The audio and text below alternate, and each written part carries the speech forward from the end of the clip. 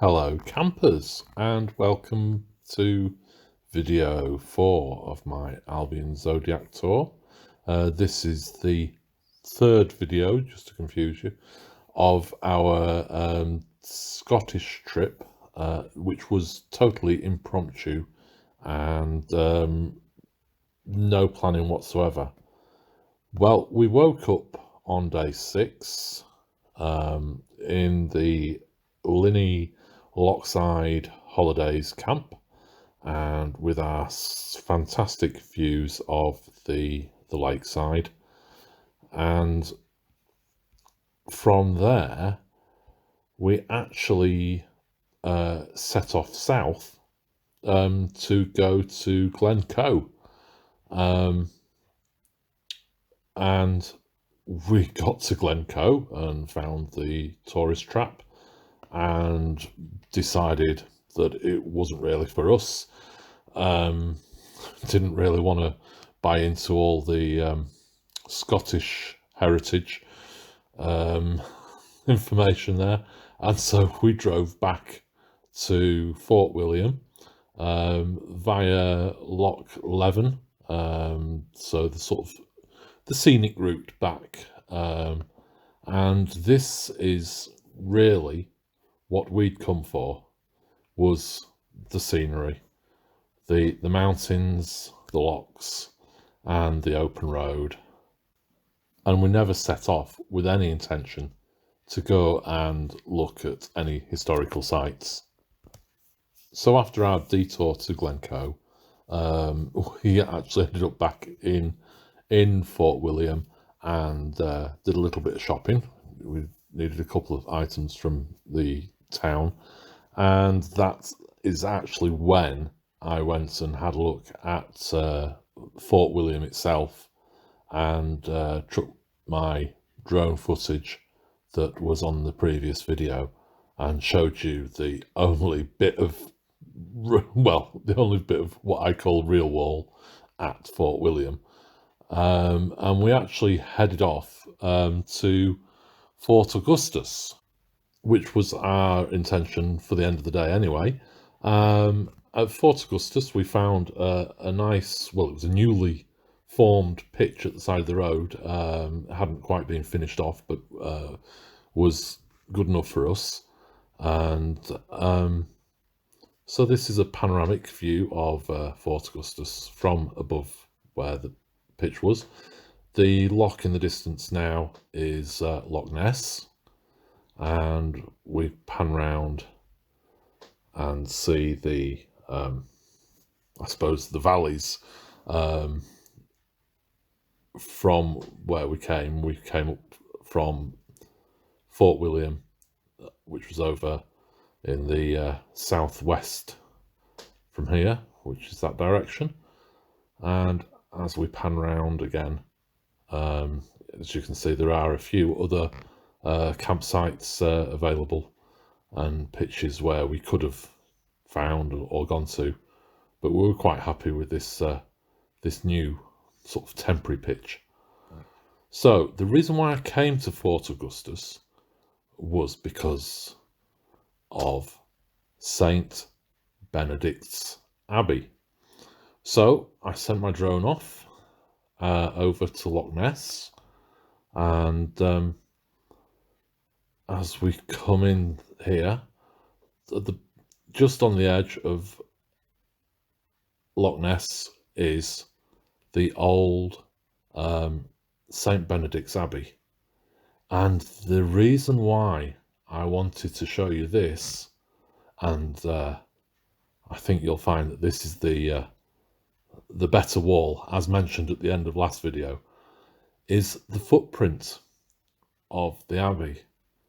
Now, it's obviously been rebuilt, remodeled several times, but interestingly enough, look at that top corner there at the top of the picture, and the one below it at the bottom of the picture now. Telltale sign. This is a 4-pointed star fort, and it's just been remodeled, whatever. It's There's all sorts of things going on there now. There's a holiday resort and all sorts of things. But as I got there, my drone decided it had enough, and its battery was low, and so it turned around and set off back to base, which we're just flying towards now, as you can see.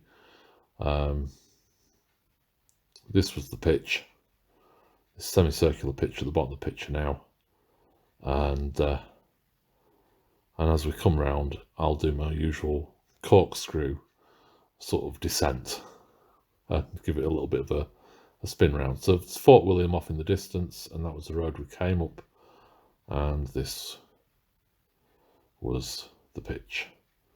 So I had every intention in the morning to get up and send the drone out again. Unfortunately, we woke up with an empty gas bottle. So our first priority of the day was to actually go off and get a gas bottle so we could have a cup of tea and a shower. So I didn't actually get any more drone footage because the nearest petrol station with a gas bottle was 16 miles away, either to the southwest or to the northeast. So we set off northeast. However, I have got you some pictures here of the of St. Benedict's Abbey, and I think you'll find that the wall that is, I suppose, on the northerly point, which was the furthest point as I flew into over it. On the car park side, we still have what I consider an original wall. Without close inspection, I would say that that's very much an original wall, and puts me in mind of the walls at Berwick upon Tweed. And so there you go. I did promise a better wall than Fort William, and here it is in Fort Augustus. However, so yes, we set off for gas and decided then to pick up the NC 500, which is north coast of Scotland, 500-mile trip, and headed off to John Groats. On the way, we made a stop up to John Groats at the Royal Borough of Tain. I got a couple of pictures of the courthouse, and then we bought fish and chips, for which I was robbed. It's the most expensive takeaway fish and chips I've ever purchased. I should have gone back to the courthouse to report the owner, but hey, we were on holiday. I let him off. We then got back on the road, although we decided that really we should maybe stop off at some of these places and not just keep driving through.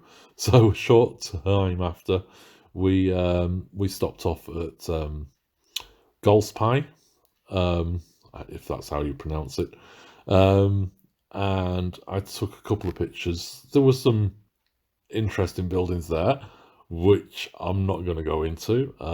There was a clock commemorating the reign of Queen Victoria, which gave a bit of a dodgy date on the clock front compared to the building. And if you looked at the clock, you might assume that was the date of the clock and not the date, and the date of the building should therefore be prior to it. But it was a commemoration clock rather than the date of its build, which actually is interesting. On buildings where you see a date, they are not necessarily the date of the build of that building. They can actually just refer to the date of a purchase, or when it was taken over, or even named. You know, it's not necessarily the build date, especially if it's at the top of the building. So It's an interesting one to bear in mind, that one. But anyway, moving on, we did finally get up to John of Groats, and so a little panoramic starting at the south, panning anti-clockwise over to the east and the lighthouse, north to the Orkney Isles, and then over to the west, where we see the north coast of Scotland and the butt. Interestingly, I found nothing new. Grass grows on top of rocks with no soil, just like Cyprus. The lighthouse, there's a few theories going around at the moment with lighthouses. Were they some sort of power station? As they had mercury in the towers, was it radio station, radio mast? But here's one that I want to throw in the mix. If you've got a nugget there, another nugget. The lenses are floated on a pool of mercury at the top of the lighthouse, and the lighthouse keeper was there to light the candles and wind the clockwork up to keep the lens rotating at its specific speed, as they all rotate slightly different speeds and have different flashes. But interestingly, if they'd had power, then we might have had a light bulb in the middle, as we do today. But interestingly, if you add a current to a bath of mercury, it will actually start to rotate, to spin. So if these had been electrically powered, then you wouldn't need a lighthouse keeper. The first lighthouse we can think of was the lighthouse in Alexandria, where they had a fire at the top of the tower. Now, why would you have a fire if the Egyptians already had light bulbs, electric lights? Just throw that one in. No, I have another theory. If you've got a tower with a rotating top, what else might you have that rotates at the top of a tower? Radar. Were these some sort of early warning systems, antiquitech? Just thought I'd throw that one in for you. Moving on. Duncansby Head Lighthouse. We can read all about it. It's on top of this big cliff that just looks like a big stack of geopolymer. Nothing new here. Moving on, so we stopped and had chili at John of Groats at the lighthouse, and then we moved on and headed west, and found ourselves somewhere to basically pull up for the night at Dunnottar Forest, which was tucked behind the sand dunes at Dunnottar Beach, just west of John of Groats. And yeah, we overnighted here, so I'll do a panoramic. So that's effectively facing east and panning now to the south, and then the west, and the sand dunes over to the beach, and round, which is effectively now north. Not a lot to see, very quiet, and quiet night in the middle of nowhere. But again, that's exactly what we'd come for. And in the morning we set off and did the north coast. Very, maybe I'd call it a bit of a plain view for purposes of this video. You're just going to see brown heather hills, and, well, quite level actually at the top along the coast. So I won't bore you with too much footage of that. But as we did travel along, we came to the Kyle of Tongue, and a Kyle is a pinch point, so it's where it gets narrow. So locks are mostly they're almost lake at the side of the sea. They're mostly sort of tidal, in fact, and so open to the sea. And this is the pinch point as I scan around with the drone. So the narrowest point where you'd most likely put a bridge, and there's the bridge. I did actually come here and stop here to see if we could find the Beware the Kraken sign, which apparently there was one on the bridge here, but it had been removed by the time we got there. I'll give you a little picture of that. Beware of the Kraken. Yes. But as I say, no, it wasn't there. So this is, again, just my usual corkscrew up, which is a panoramic view whilst increasing elevation, basically. So the drone goes up in a corkscrew fashion, and that's looking back over to into the loch. Did set off with the drone on that way, but it just took a bit too long, so I came back. And yeah, this as I say is the Kyle of Tongue. Tongue being the little village at the side of the loch. A very beautiful, clear sea and loch, as you might expect. And just a little parking spot, cup of tea, get the drone out, and a fly around. And I'll leave you with a little bit of footage now from the drone.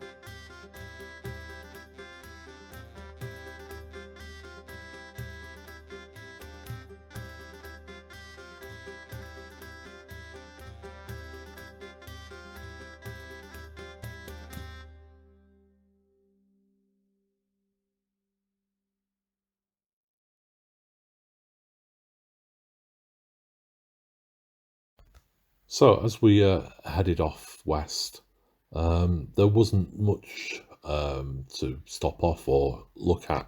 We were enjoying the scenery and the locks, and the quiet roads.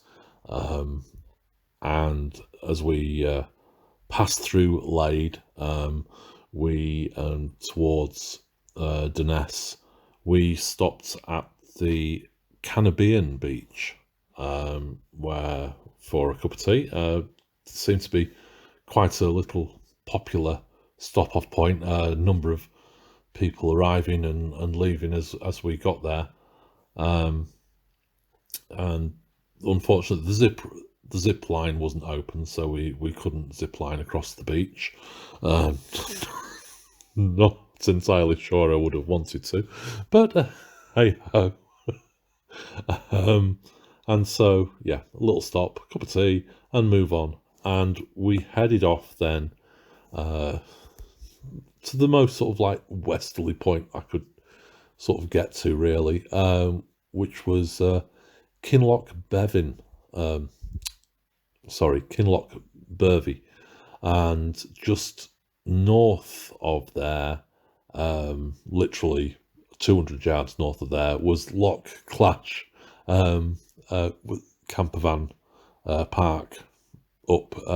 They allow 5 campervans to park up. They had electric hookup and water supply, and yeah, and empty the cartridge.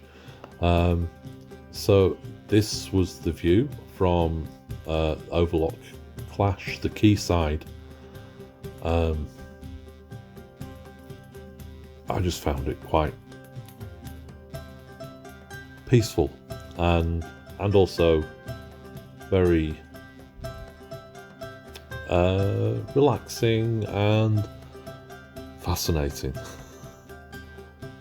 when you think, where has all this stone come from, really? Is it all geopolymer? And then there's the water, because there's lots of evidence to show that the waters have risen. There's sunken cities all over the world, and just going back and thinking about the lighthouse, would they have been anywhere near a sea if the water receded 150 metres? If it was lower down by 150 metres, they'd be nowhere near the coast. So really, what were they for? And if the waters were that much lower, that would be interesting, because then England and, well, Britain and Scotland become basically walled cities, raised land, but cliff faces all around them. I mean, they've got enough cliff faces as it is.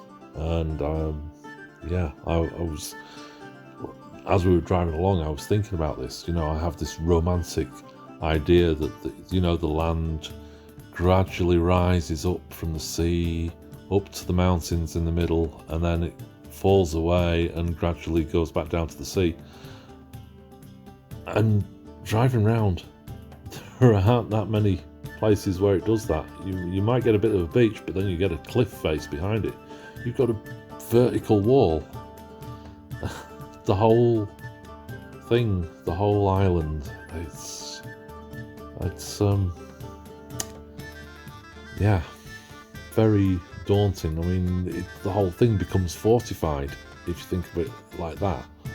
And this is what I was saying about Paul Cook and his, designer coastlines in my previous videos. If you start thinking like that, all of a sudden the whole country just takes on a different dimension, this new dimension that nobody's really been thinking about, talking about.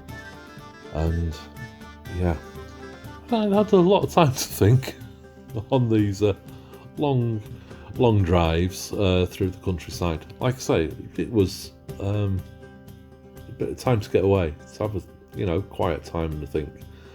So this was a rotation again around. This is Loch Bervie, which is the port there, as I tilt down, and as you see, it's only a matter of maybe a couple of hundred meters, couple of hundred yards, and you're from the port at the top of the picture now, and then you're in Loch Clash at the bottom now, little green pool there, and that's the quayside, and that's basically us parked on a little white dot, and the back end of that quay is us, and fantastic views from the drone, definitely.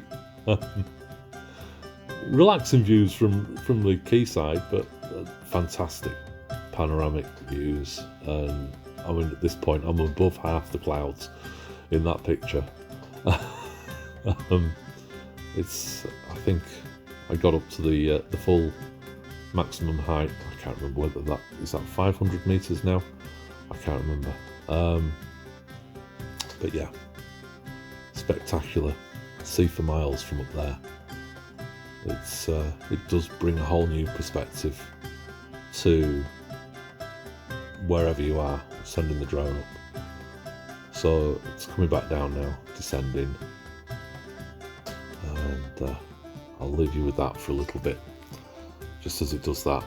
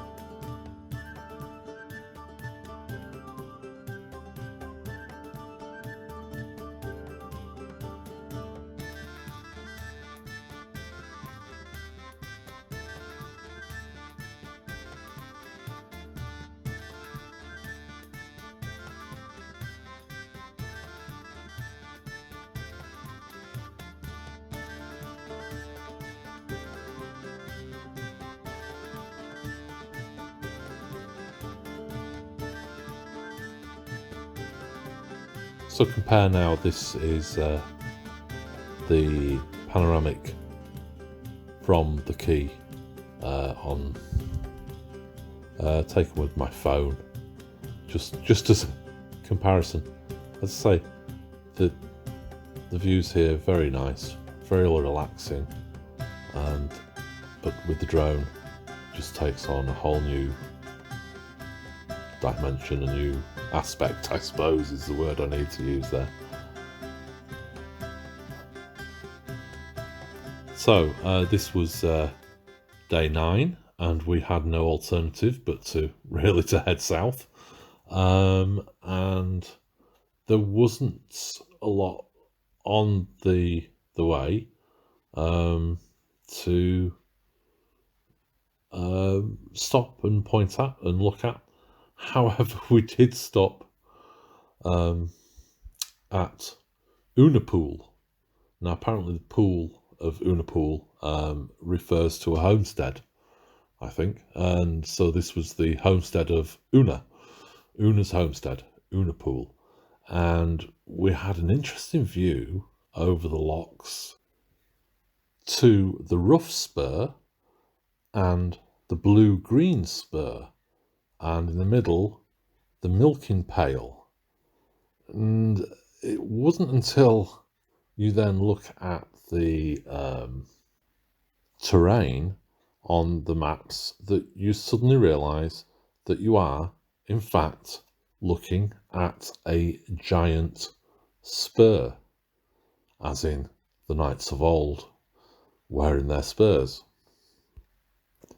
And once again, you suddenly think, not so natural after all. Anyway, we continued our journey south, taking in UnaPool, which presumably is the homestead of Ula, as this seemed to be the halfway point on the NC 500. But then we cut straight across land, cross country to Inverness, and then on towards Elgin. Inverness is interesting because I think there's 4-star forts there. I'll let you try and find them. Let me know if you do. And just north of Elgin, I went to go and have a look for another star fort, which wasn't very forthcoming, and just looked like a big pile of dirt at the side of the on the seafront there. So leaving Fort Berghead, we drove back slightly along the route to Findhorn, which had a very amenable stopover point for us, right down on the seafront, where we were actually able to offload all our wastewater and refill our fresh water. There was no plug-in, but we didn't need that for the one night, and I took a little bit of drone footage, and I'll leave you with that bit now.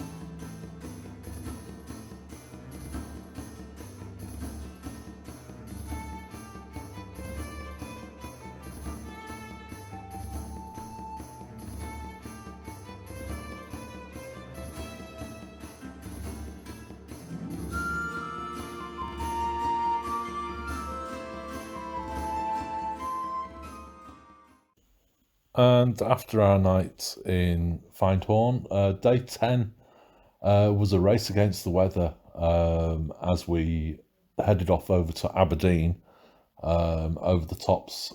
We did hit a bit of a snow blizzard. Unfortunately, I don't have any footage of that. The dashcam wiped it later on that day. But we were heading just south of Aberdeen to Dunnottar Castle. Again, it was a bit too cold, and because of the weather, I settled with some telephoto images from the car park. It's very interesting. Wish I'd had more time there to actually go and look at that one.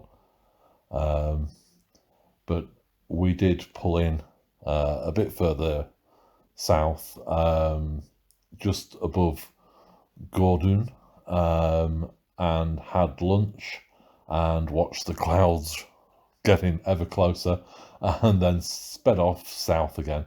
And after crossing the Tay at Dundee and a failed visit to Balmerino Abbey, resulting in me having to do a 10-point turn on a single track road just to get out, we headed to Cupar for a cuppa. And so here's some drone footage over Cupar.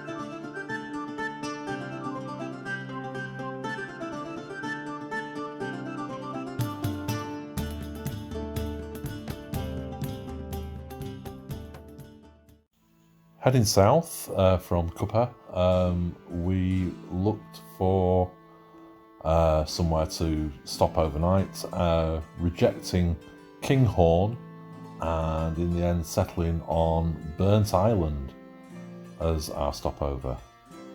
the drone footage now is, this is Blackrock, which is approximately 1 kilometre from where we were actually settled in the car park. I'm not quite sure how far the range is, but it did manage to get there and back. And then I did a little flyover the town of Burnt Island as well.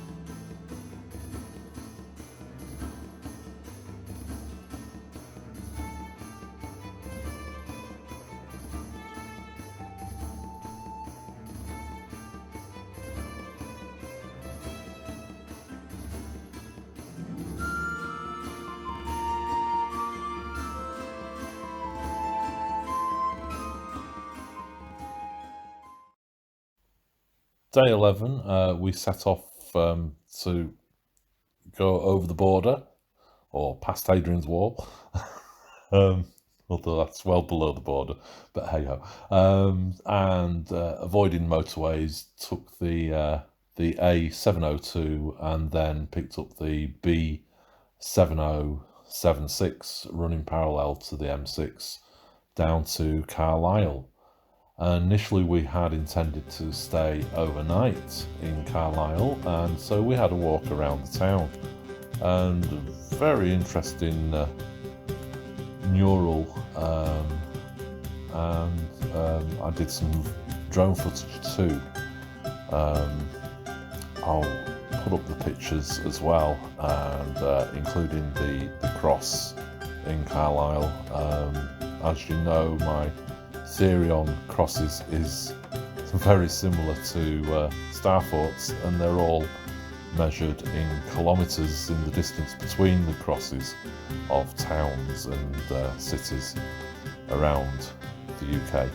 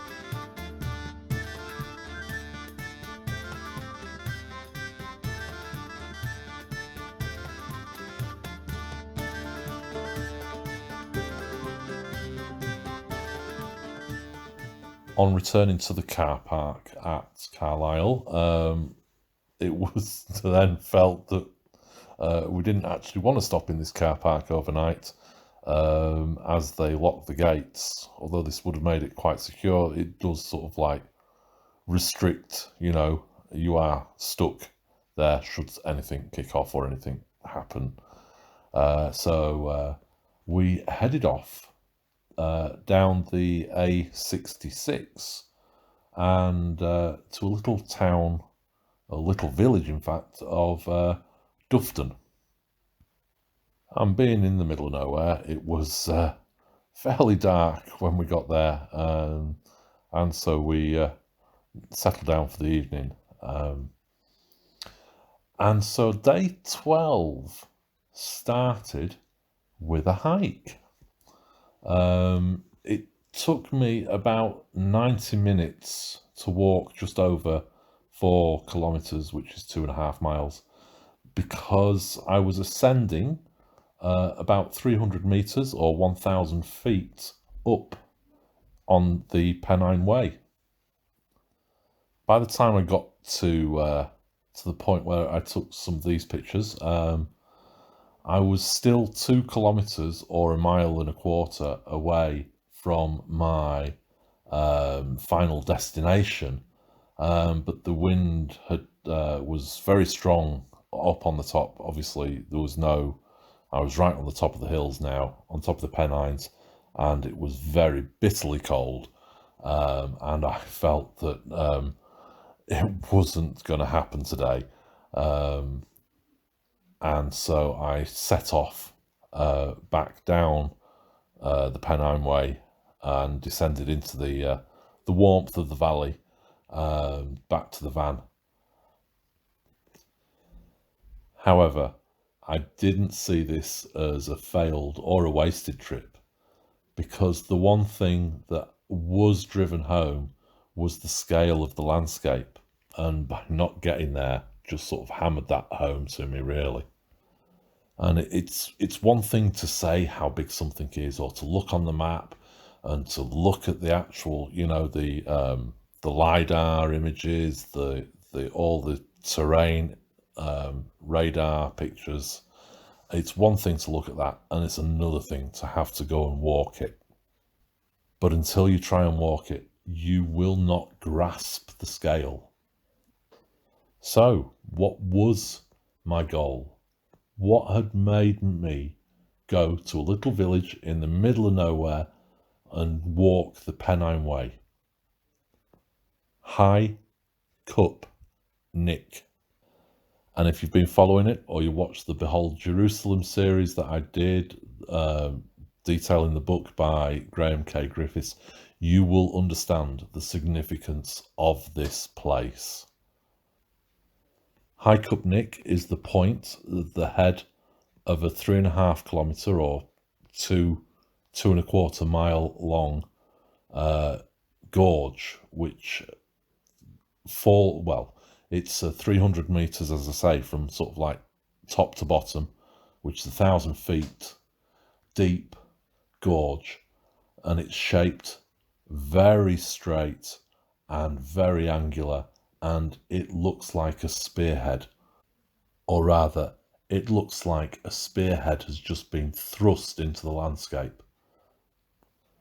At the head, or the point of the gorge, is High Cup Plain, and this marshy area just weeps water, as if the landscape itself is bleeding from the wound.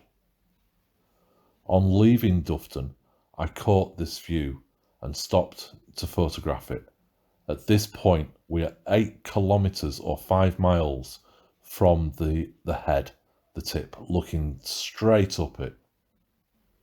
Fortunately, I have a 72 times optical zoom available on this camera. And after all the excitement and exercise from the morning, I was looking forward to a breakfast in Kirby Stephen. These are some images of the buildings in Kirby Stephen, and I was reminded the emblem for the Yorkshire Dales is a ram's head.